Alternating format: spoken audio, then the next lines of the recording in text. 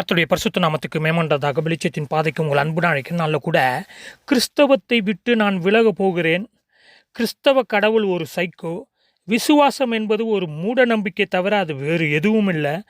Bible என்னும் விக்கிரத்தை வழிபடும் கிறிஸ்தவர்கள், கிறிஸ்தவர்களுடைய பொய்யான நம்பிக்கை, இயேசு செய்யும் போலி அற்புதங்கள், இயேசுவை கடவுளாக்குவதற்கு பைபிளில் மத்தேயு செய்த புத்தலாட்டம், தெளிவாக பேசத் தெரியாத கடவுள், கடவுள் இல்லை என்பதை நிரூபிக்கும் பைபிள், இயேசு திரும்பி வரவே மாட்டார், ஏன் இத்தனை பிரிவுகள் சபைகளிலே, எப்படி கிறிஸ்தவம் உலகம் முழுவதும் பரவியது, கிறிஸ்தவத்தை யார் உருவாக்கியது, கிறிஸ்தவம் எப்படி இவ்வளவு பெரிய மதமாக வந்தது, இயேசு கிறிஸ்துவை ஒரு குடிபோதையாளராக சித்தரிக்கும் ஒரு பைபிள், இப்படி பல தலைப்புகளை வைத்து செக்குலர் மேட்டர்ஸ் அப்படி என்ற ஒரு சேனலை தொடங்கி நெலின் தமிழ் பைபிள் மினிஸ்ட்ரி பல ஆண்டுகளாக பைபிளுடைய செய்தியை அவருடைய விருப்பத்திற்கு ஏற்ப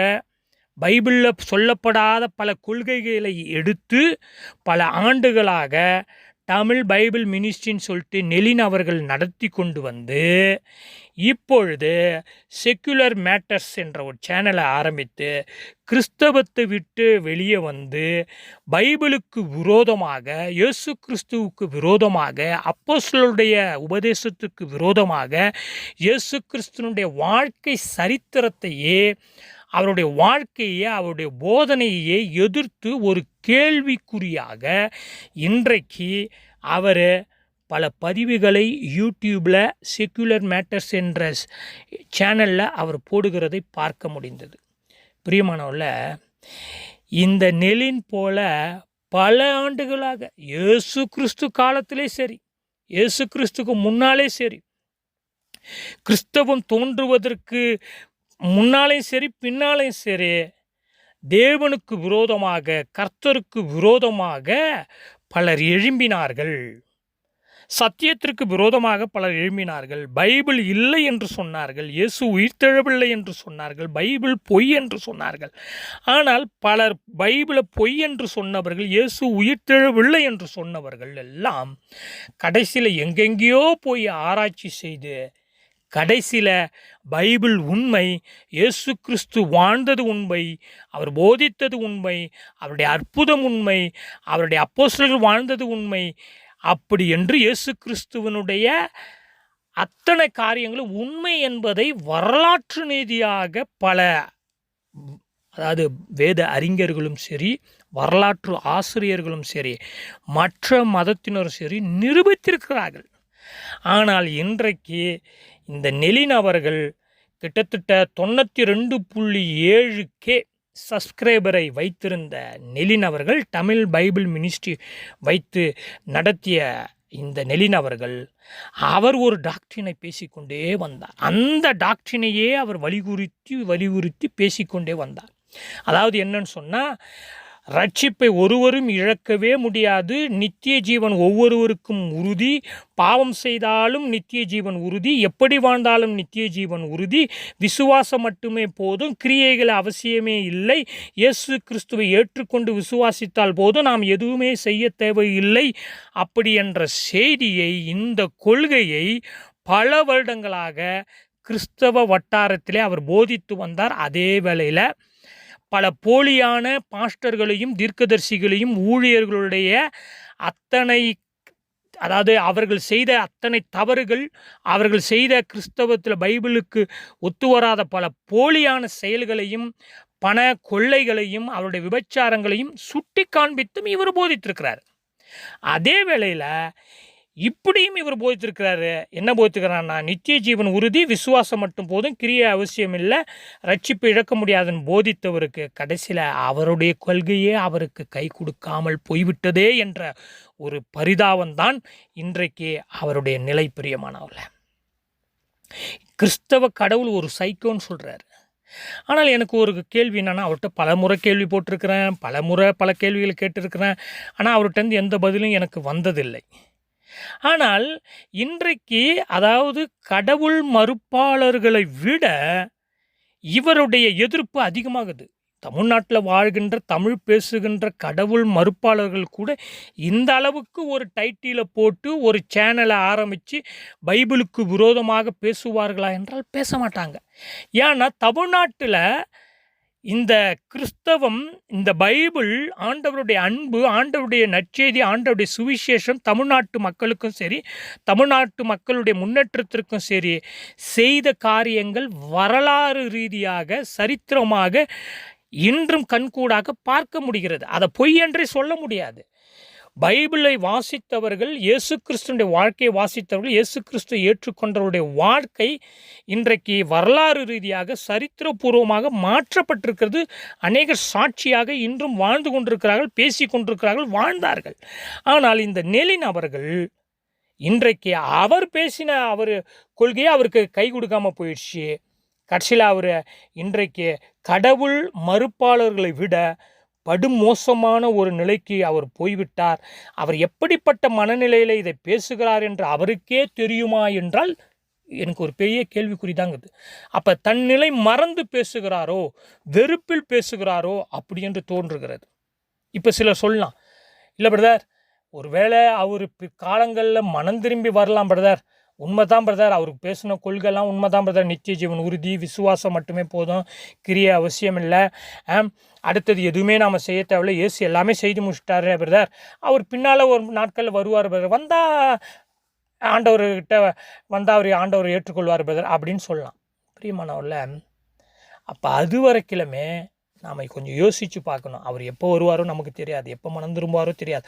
ஆனால் இன்றைய நிலையில் அவருடைய நிலை பரிதாபமாக இருக்கிறது. கடவுள் மறுப்பாளர்களை விட மோசமான நிலைக்கு போயிட்டார். ஏன் அப்படி போனார் அப்படி என்று தெரியவில்லை. அவர் எங்கே இருக்கிறார் தெரியவில்லை. யாராவது அவருக்கு அறிவுரை சொல்ல முடியுமா தெரியவில்லை. பல கமெண்ட்டுகளை எடுத்து இன்று உலகத்தில் மற்ற மதத்தினரையும் அவர் குழப்பி, அவரும் குழம்பி போய் இன்று கிறிஸ்தவ மக்களையும் குழப்பி. ஆனால் யாரும் குழம்ப வேண்டிய அவசியம் இல்லைன்னு நினைக்கிறேன். ஏன்னா பைபிள் தெளிவாக இருக்கிறது, பைபிள் சத்தியம் தெளிவாக இருக்கிறது, இயேசு கிறிஸ்துனுடைய சத்தியம் தெளிவாக இருக்கிறது. இயேசு கிறிஸ்துனுடைய உபதேசத்தை, சத்தியத்தை வாசிக்கிறவர்கள் ஒருபோதும் குழப்பமடைய தேவையில்லை. பிரியமானவர்களே, பைபிள் எடுங்க. அதாவது தமிழ்நாட்டில் ஒரு பேச்சாளர் சொல்கிறாங்க, பைபிள் என்பது ஒரு தேன் கூடுங்க, பைபிள் என்பது ஒரு மனிதனை மாற்றக்கூடியதுங்க, தயவுசெய்து அதை படிங்க. கிறிஸ்தவர்கள் செய்கின்ற தவறு, அவர்கள் மீது உள்ள வெறுப்பினால் பைபிளை படிக்காமல் விட்டுறாதீங்க. பர்வீன் சுல்தான் என்று நினைக்கிறேன், அவங்க தான் இதை சொன்னாங்கன்னு நினைக்கிறேன். அப்போ யோசித்து பாருங்களேன், பிற மதத்தினர், இஸ்லாத்தை முஸ்லீமை சேர்ந்தவர்கள் கூட பைபிளை படிங்கன்னு சொல்லிட்டு பொது தளத்தில் பொதுமக்கள் மத்தியில் பேசுகிறாங்க. பல மத மக்கள் மத்தியில் இருக்கும்போது பைபிள் எடுத்து படிங்க, அது ஒரு தேன்கூடு, அது மனிதனை மாற்றக்கூடியது, அது உண்மையான, அது கடவுளுடைய வாழ்க்கை சரித்திரம், கடவுளுடைய போதனை அதில் இருக்கிறது அப்படி என்று மற்ற மதத்தினர் கூட சாட்சி சொல்கிறாங்க. ஆனால் இந்த நெலின் அவர்கள், அவருடைய கொள்கையும் அவருக்கு கை கொடுக்காமல் போயிடுச்சு. இன்றைக்கு அவர் கிறிஸ்தவத்துக்கு எதிராக பேசினாலும் கிறிஸ்தவம் அழிந்து விட போவதும் இல்லை, பைபிள் பொய் என்றும் ஆகப்போவதில்லை. இயேசு கிறிஸ்துனுடைய வாழ்க்கை சரித்திரம், உலகம் கிறிஸ்துவுக்கு முன் கிறிஸ்துவுக்கு பின், இதை ஒருவராலும் அழிக்க முடியாது. பாஜக கூட முயற்சி செய்தார்கள் தன்னுடைய பாட புத்தக திட்டத்திலே கிறிஸ்துவுக்கு முன் கிறிஸ்துவுக்கு பின் என்பது எடுக்க வேண்டும் என்று. வேணா தமிழ்நாட்டிலேயோ இல்லை இந்தியாவிலோ வேணா அதை எடுக்கலாம். ஆனால் உலகம் முழுவதும் காலங்காலமாக கிறிஸ்துவுக்கு முன் கிறிஸ்துவுக்கு பின் என்ற அந்த சரித்திரத்தை ஒருவராலும் அழிக்க முடியாது. பைபிளை அழிக்க வந்தவர்கள் எல்லாம் என்று அழிந்து போய்விட்டார்கள். பாவம், இந்த நெலின் சகோதரர் அவர்கள் மனம் திரும்ப வேண்டும். அவர் கர்த்தரை உண்மையாக அறிய வேண்டும். உண்மையான ரட்சிப்பு, உண்மையான விசுவாசம், உண்மையான பரிசுத்தம், உண்மையான மனம் திரும்புதலை அவர் கண்டறிய வேண்டும்.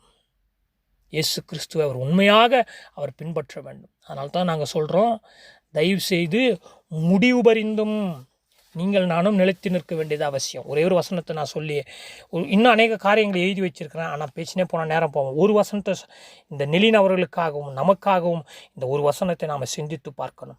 நாம் ஆரம்பத்திலே கொண்ட நம்பிக்கை முடிவு பரிந்தும் உறுதியாய் பற்றி கொண்டிருப்போமாக கிறிஸ்துவினிடத்தில் பங்குள்ளவர்களாயிருப்போம் என வாசிக்கிறோம். எபிரேயர் 3:14 வசனத்தை வாசித்து பாருங்கள். நாம் ஆரம்பத்திலே கொண்ட நம்பிக்கை முடிவு பரிந்தும் உறுதியாய். நெலின் தவற விட்டார், எத்தனோ பேர் தவற விட்டாங்க. அதனால தான் அடிக்கடி சொல்லுவான், ஆரம்பித்தவங்க எல்லாம் பாதை மாறி போயிட்டாங்க. அவங்கெல்லாம் நித்தியமாக கடவுளோடு இருப்பாங்கன்னு சொல்ல முடியாது. பவுல் அப்போஸ்தலன் தெளிவாக பேசுகிறார். அப்போஸ்தலர் பேதுரு தெளிவாக பேசுகிறார், இயேசு கிறிஸ்து தெளிவாக பேசுகிறார். ஆனால் பல ஏமாற்றி பல புது புது கொள்கைகளை மக்களுக்கு அப்படியே அப்படியே எப்படி சொல்லட்டுங்க, மற்ற மக்களுக்கு சார்ந்து போகிற மாதிரியே உபதேசத்தை கொண்டு வந்து நிறுத்தி விட்டார்கள். உண்மையான பைபிளை காட்ட தவறிவிட்டார்கள். எனவே பிரியமானவர்களே, இவ்வாறு முடிவுபெறும் இயேசு கிறிஸ்துவின் மீது கொண்ட அந்த நம்பிக்கை உறுதியாய் பற்றி கொண்டிருந்தால் மாத்திரம்தான் நாம் கிறிஸ்துவிடத்தில் நித்தியத்தில் பங்கு கொள்ள முடியும். அதற்கு ஒன்று அவரை பின்பற்றி அவரை போல இந்த பூமியில் வாழ வேண்டும். ஜெபம் செய்வோம். எங்கள் அதிகமான சிறப்பரல உபதாவே ஆண்டவரே, இந்த நெலின் அவர்கள் மனம் திரும்பணும். கிறிஸ்தவத்திற்கு விரோதமாக பதிவிடுகின்ற காரியங்கள் எல்லாம் உணர்ந்து அவர் மனம் திரும்பணும். இல்லைன்னா கிறிஸ்தவத்துக்கு விரோதமாக போடுவதை அவர் நிறுத்தி கொள்ள கிருபை தாருங்க. ஆரம்பத்தில் கொண்ட அந்த நம்பிக்கையை முடிவுபெறுந்தும் நாங்களும் பற்றி கொள்ள, முடிவுபெறுந்தும் இடத்துல அன்புள்ளவர்களாய் நடந்து கொள்ள, முடிவுபெறுந்தும் பரிசுத்தத்தையும் மனந்திரும்புதலையும் ஆண்டவரை உத்தமத்தையும் உண்மையும் நீதியையும் காத்துக்கொள்ள, உம்மிடத்தில் பங்குள்ளவர்களாக நாங்கள் நிலைத்து வாழ இதிலிருந்தே ஆண்டவரே எங்களுடைய வாழ்க்கை உம்மிடத்தில் ஆண்டவரே பரிசுத்தத்தோடு காணப்பட கிருபை செய்வீராக. இயேசு கிறிஸ்து மூலம் தாழ்மையோடு ஜெபம் நல்ல பிதாவே. ஆமென்.